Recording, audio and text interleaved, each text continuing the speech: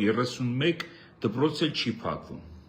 Իհարկե, հենց քննարկման ժամանակ արդեն նշեցին նույն աշխատանքը կատարող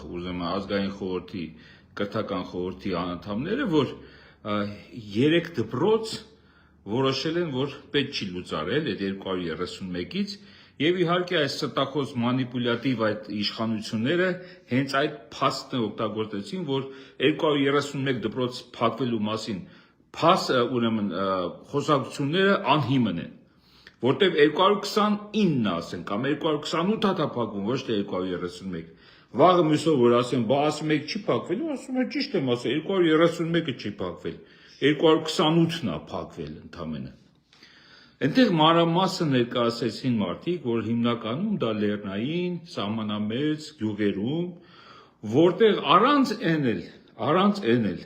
մենք ունենք խնդիր, որպեսզի բնակչությունը չլքի։